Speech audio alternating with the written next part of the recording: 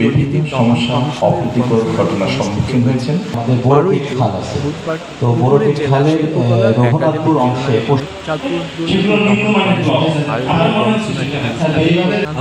হিসেবে উপস্থিত ছিলেন দুর্নীতি দমন কমিশনের সচিব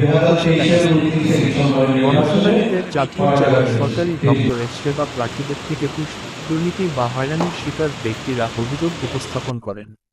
এ সময় পাসপোর্ট অফিস, পানি উন্নয়ন বোর্ড, সরকারি হাসপাতাল, জেলা নির্বাচন অফিস, বিআরটিএ, ভূমি অফিস, জেলা কারাগার, জেলা সমাজসেবা কার্যালয় সহ বিভিন্ন সরকারি দপ্তরের বিরুদ্ধে প্রায় ৪৫টি অভিযোগের গণশুনানি অনুষ্ঠিত হয়।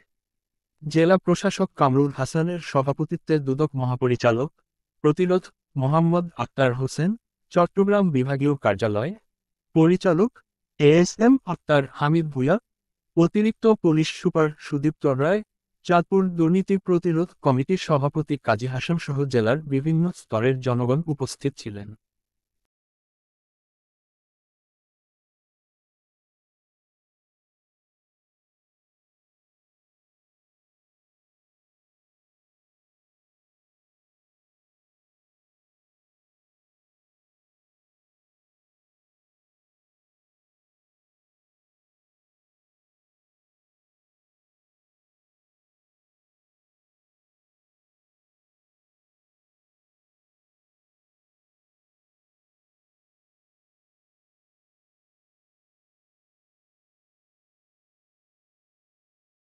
এনআইডিতে নামে ভুল, কোথাও জন্ম তারিখে ভুল, কিন্তু এই ভুলগুলি বা যেখানে যেটি আছে সেটি সংশোধন করে দেওয়ার দায়িত্ব কিন্তু সেবা প্রদানকারী প্রতিষ্ঠানের।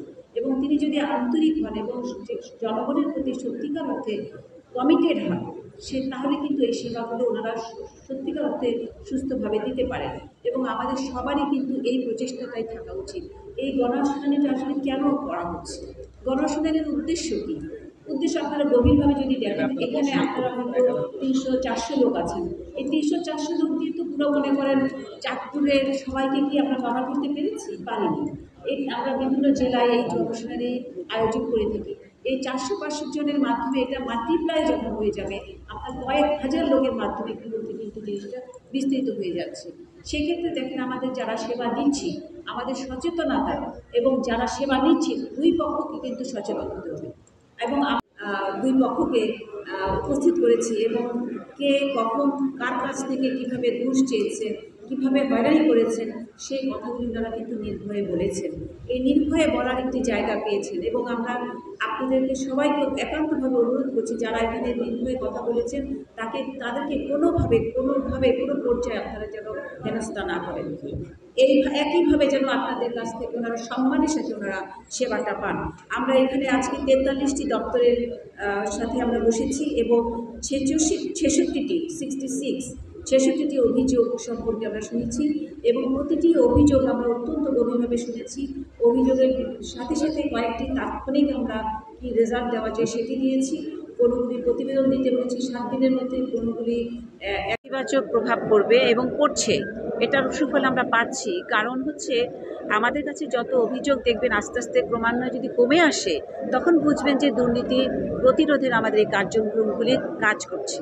আমাদের দুর্নীতি দমন কমিশনে আমরা যেটা দেখছি, আমাদের আস্তে আস্তে অভিযোগের সংখ্যা ক্রমশ কমে আসছে, যার ফলে এই ধরনের অভিযান, এই ধরনের কার্যক্রমে সুফলতা আছে এবং এটা সবাই পাচ্ছে। এবং এই যে প্রচার হচ্ছে, আপনি মনে করেন দুর্নীতিবাজকে কেউ কিন্তু ভালোবাসে না, দুর্নীতিবাজকে সবাই অবজ্ঞা করছে, আপনারা এটা ভালো মতো দেখছে, সবাই জানছে এবং আঙ্গুল দিয়ে দেখাচ্ছেন। সেই জন্য আমি মনে করি এই ধরনের আমাদের কার্যক্রম সফলীমণ্ডিত হবে এবং এটা সমাজে ইতিবাচক প্রভাব ফেলবে। অসংখ্য ধন্যবাদ।